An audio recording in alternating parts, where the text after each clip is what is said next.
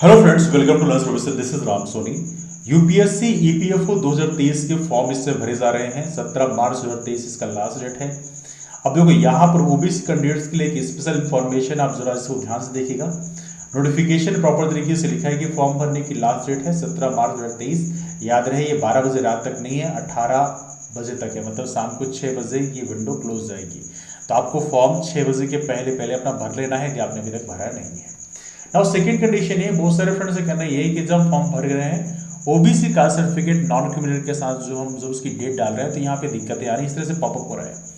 देखो ये पॉपअप बिल्कुल सही हो रहा है। आपका जो ओबीसी कास्ट सर्टिफिकेट है वो 1 अप्रैल 2022 के बाद का होना चाहिए। इसके पहले का है तो एक्सेप्ट नहीं किया जाएगा, है ना। यहाँ पे ये गलती मत कर देना कि चलो अभी गलत डेट डाल देते हैं, बाद में देखा जाएगा। अगर आप ऐसी गलती करोगे तो फिर फॉर्म आपका रिजेक्ट भी हो सकता है। That's also problem.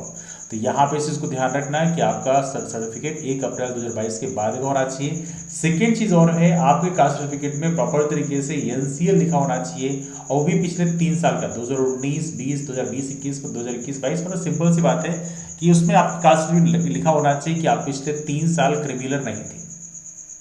अब इसमें एक चीज़ और भी है, ओबीसी एनसीएल का मतलब ये नहीं है, ओबीसी नॉन क्रिमिनल का मतलब ये नहीं कि आप वहां पे फिर इनकम सर्टिफिकेट बनाने लग जाओ। इनकम सर्टिफिकेट का ओबीसी कास्ट सर्टिफिकेट से कोई मतलब नहीं है ना। आपके ओबीसी कास्ट सर्टिफिकेट में ही नीचे लिखा होता है कि आप पिछले 3 साल तक नॉन क्रिमिनल थे। दैट्स सिंपल थिंग, है ना। तो यहाँ पे इसमें कंफ्यूज नहीं होना, बिकॉज बहुत सारे लोग के मैसेज मेरे को ऐसे आ रहे हैं, इसलिए मैं रिप्लाई कर रहा हूँ। सेकेंड चीज एक और है, आपका जो क्लोजिंग डेट है एप्लीकेशन फॉर्म भरने का वो है 17 मार्च 2023।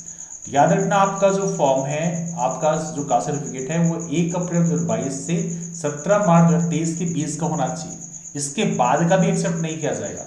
कुछ लोग लग रहा होगा नहीं अभी फॉर्म अभी कास्ट सर्टिफिकेट डाल देते हैं, कैसे उसमें डेट डाल दो, बाद में हम लोग कास्ट सर्टिफिकेट प्रॉपर तरीके से रिन्यू करा के और उसको वहां पे चेक कर देंगे। नहीं, ये एक्सेप्ट नहीं किया जाएगा। जब आप अभी तो मान लो चले जाएगा इंटरव्यूज के पहले कुछ नहीं बोलेंगे। जब आपका फाइनल सिलेक्शन हो जाएगा उसके बाद में आपको बुलाया जाएगा डॉक्यूमेंट वेरिफिकेशन के लिए। फिर आपके सामने ये कर दिया जाएगा कि नहीं आपको 17 मार्च 2023 के पहले का कास्ट सर्टिफिकेट लाना है, और इसके लिए आपको 3 महीने का टाइम दिया जाता है।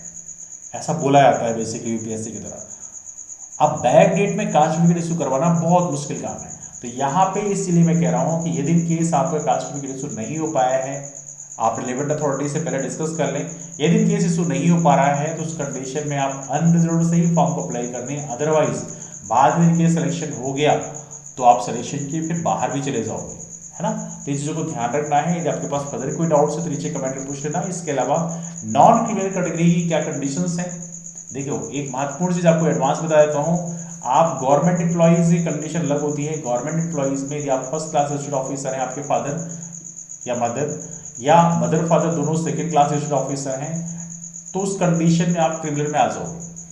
यदि केस आपके पेरेंट्स तृतीय श्रेणी कर्मचारी हैं, भले उनकी सैलरी 8 लाख से ऊपर है, उससे कोई फर्क नहीं पड़ता, तब भी आप नॉन क्रिमिनल में ही आओगे, है ना। आपके पेरेंट्स की सैलरी भले 8 लाख रुपए से ऊपर है, आप वो तृतीय श्रेणी कर्मचारी हैं, मान लो शिक्षक हैं, तो उस कंडीशन में वो नॉन क्रिमिनल में ही काउंट किए जाओगे आप।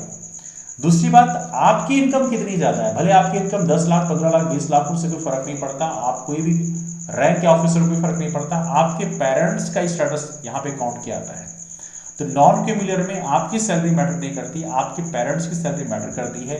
यदि तो प्राइवेट एम्प्लॉय है तो उस कंडीशन में 8 लाख की लिमिट वहां पे चलेगी। गवर्नमेंट एम्प्लॉय है तो उनकी रैंक जो है, किस क्लास के ऑफिसर हैं, उस पर डिपेंड करता है। उसका डिटेल डिस्कशन मैंने यहाँ पे किया हुआ है, आई बटन में क्लिक करना तो यहाँ पे प्रॉपर तरीके से मिल जाएगा।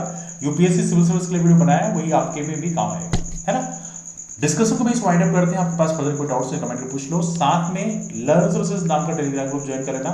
यहाँ पर प्रॉपर तरीके से कोई भी डाउट्स हैं आप यहाँ पे आके पूछ सकते हैं। इसकी लिंक आपको नीचे डिटेल बॉक्स में मिल जाएगी। तो चलो मुलाकात करते हैं फिर, तब तक के लिए bye bye, take care, have a wonderful day, keep up forward and take care.